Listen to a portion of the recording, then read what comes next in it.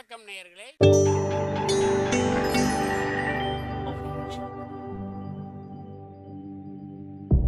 மகிழ்ச்சிக்கோர் தென்கட்சி என்ற அலைவரிசையில்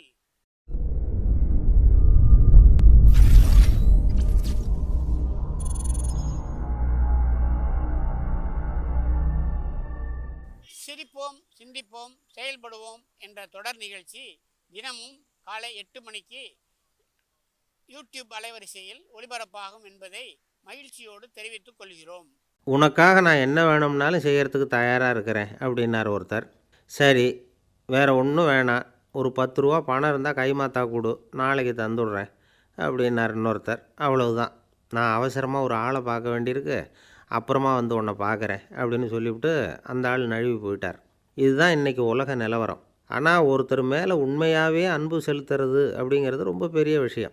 பக்தி செலுத்துறதுங்கிறது அதை விட பெரிய விஷயம். பக்தினா ஏதோ கோயிலுக்கு போய் சாமி கும்பிட்டு வர்றதில்ல.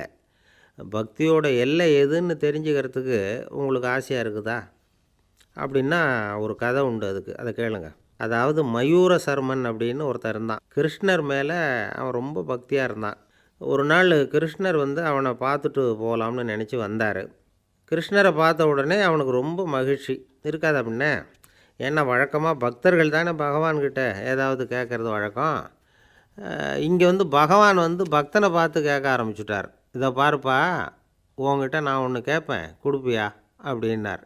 பக்தன் மாட்டேன் நான் சொல்லுவான். நீங்கள் என்ன கேட்டாலும் அதை கொடுக்கறதுக்கு நான் சித்தமாக இருக்கிறேன் அப்படின்னா மயூர சர்மன். உன்னோட மகன் ஒருத்தன் இருக்கானே 5 வயசில், அவன் தான் எனக்கு வேணும்னார். இவன் கொஞ்சம் கூட தயங்கலை, சரி தந்தேன் அப்படின்னு சொல்லிவிட்டான். கிருஷ்ணர் பார்த்தார், அவன் உடம்பு பூராவும் எனக்கு தேவையில்லை, அவன் உடம்போட வலது பாகம் மட்டும் எனக்கு போதும்னார். அதுக்கும் சரி அப்படியே கொடுக்குறேன்னா இவன். அந்த சின்ன பையனை நிற்க வச்சு அவன் தலையிலேருந்து ஒரு ரம்பத்தால் அறுக்கணும், அப்போ தானே அது 2 பாகமாக ஆக்க முடியும் அப்படின்னார். சரி அப்படியே செய்கிறேங்கிறான் அவன்.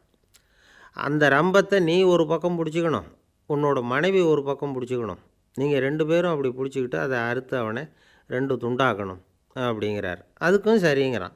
அப்படி செய்கிறப்போ நீயும் அழக்கூடாது, உன்னுடைய மனைவியும் அழக்கூடாது அப்படின்னு அடுத்த கண்டிஷன். அதுக்கும் சரிங்கிறான்.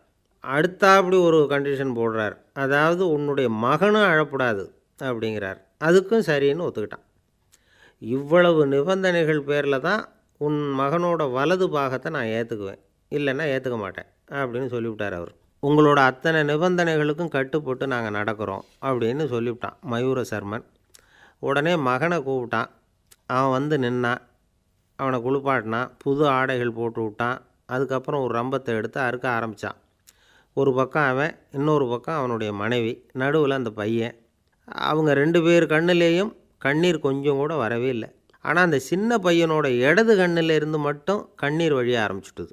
இதை கிருஷ்ணர் பார்த்துட்டார். என்னோட நிபந்தனைப்படி நீங்கள் நடந்துக்கல, அதனால் உங்கள் பையனோட வலது பாகம் எனக்கு வேணாம்னு விட்டார். நாங்கள் 2 பேரும் அழலையே அப்படின்னா மயூர சர்மன். நீங்கள் அழலை சரி, ஆனால் உங்கள் பையனோட இடது கண்ணு மட்டும் அழுதுது அப்படின்னார். உடனே அந்த சின்ன பையன் என்ன சொன்னான் தெரியுமா? ஐயா, என் உடம்போட வலது பாகத்தை மட்டும்தானே பகவான் வந்து கேட்டார், வலது பாகம் பண்ணின புண்ணியத்தை இடது பாகம் பண்ணலையே அப்படின்னு நினச்சி தான் இடது கண் அழுதுகிட்டு இருக்குது அப்படின்னா. உடனே கிருஷ்ணர் கண்ணில் தண்ணி வர ஆரம்பிச்சுட்டு தான் அந்த பையனை கட்டி பிடிச்சிக்கிட்டார். அவன் பழைய மாதிரி முழுசாக ஆயிட்டான். இதுதான் பக்தியின் எல்லை அப்படின்னு விளக்கம் கொடுத்தார் ஒரு ஆன்மீக பேச்சாளர். பக்தியோட எல்லையை புரிஞ்சுக்கிறதுக்காக இந்த கதை. நீங்கள் உடனே பகவான் வந்து இப்படிலாம் வந்து நின்றுக்கிட்டு பையனை வெட்டி கொடு அப்படின்லாம் கேட்பாரா அப்படின்னுலாம் கற்பனை பண்ணக்கூடாது. ஆன்மீக விஷயங்களை வந்து ஆன்மீக நோக்கத்தில் புரிஞ்சுக்கணும், அதுதான் முக்கியம். பக்தியோட எல்லைக்கே நம்மால் போக முடியலன்னாலும் ஒரு ஓரத்துக்காவது போய் சேர முடியுதா அப்படின்னு முயற்சி பண்ணி பார்க்கலாம். அதுக்காக தான் இவ்வளவும். இப்போது நம்ம ஆளுங்களோட பக்தி எந்த அளவுக்கு இருக்குங்கிறத புரிஞ்சுக்கிறதுக்கு வேணும்னா ஒரு உதாரணம் சொல்லலாம்.